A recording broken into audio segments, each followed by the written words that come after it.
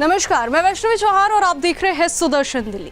दिल्ली से इस समय की बड़ी खबर सामने आ रही है, जहां दिल्ली सरकार ने जल और सीवर इंफ्रास्ट्रक्चर शुल्क पर एक महत्वपूर्ण और राहत भरा फैसला लिया है।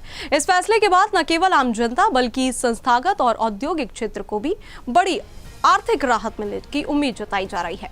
नई नीति के तहत आयकर अधिनियम की धारा 12A के अंतर्गत पंजीकृत संस्थानों और धार्मिक स्थलों को सीवर इंफ्रास्ट्रक्चर शुल्क में 50% अतिरिक्त छूट दी जाएगी।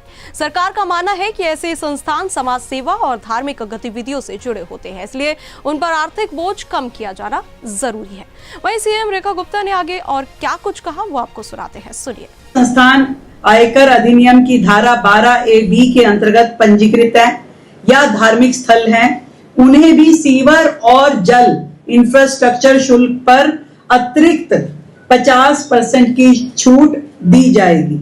संस्थागत एवं व्यवसायिक संपत्तियों जिनके पास जीरो सीवरेज डिस्चार्ज इंफ्रास्ट्रक्चर उपलब्ध है, उन्हें लागू सीवर इंफ्रास्ट्रक्चर शुल्क पर 50% की छूट उन्हें भी दी जाएगी। इसके लिए जीरो लिक्विड डिस्चार्ज एसटीपी का केंद्रीय एवं दिल्ली प्रदूषण नियंत्रक मानकों के अनुरूप स्थापित एवं संचालित होना आवश्यक है। यदि यह संयंत्र बंद है या निष्क्रिय पाया जाता है तो उसकी छूट हटा करके प्रतिदिन 0.05% दंड उस पर लगाया जाएगा, जिसके ऊपर वो पहले रिबेट उसको दी जा रही थी। मैं आपको एग्जाम्पल के माध्यम से बताना चाहूंगी कि 300 FAR वाली प्रेमिसेस अगर वो 4 मंजिला भवन है, प्लॉट का आकार अगर उसको 200 वर्ग मीटर से अधिक है, तो A और B कैटेगरी यदि हम गिने, जिसके ऊपर पहले IFC चार्ज 13,18,412 रुपए होता था, आज प्रेजेंट में जब हमारी ये योजना हो जाएगी तो उसे 13,18,1412 रुपए की जगह मात्र 5,40,000 रुपए देने पड़ेंगे A एंड B कैटेगरी को। तो ये फर्क है। और अगर E एंड F कैटेगरी है, उसको जो है अब केवल 2,70,000, यानी उसको 50% रिबेट मिल गई, तो केवल 2,70,000 रुपए देने पड़ेंगे।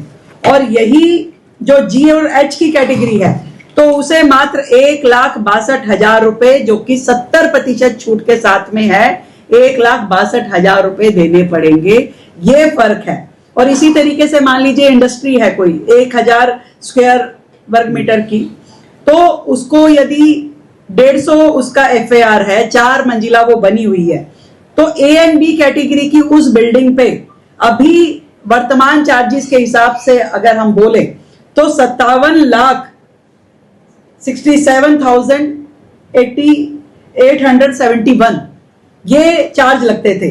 तो लगभग 57,67,000 चार्जेस लगने वाले प्रेमिसेस को अब मात्र 8,91,000 रुपए देने पड़ेंगे। इतना फर्क है।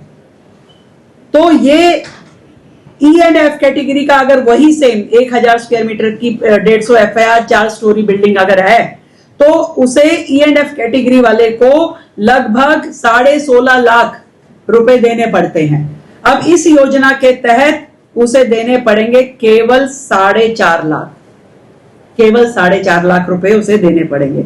और G एंड H कैटेगरी को मात्र 2,67,300 रुपए देने पड़ेंगे।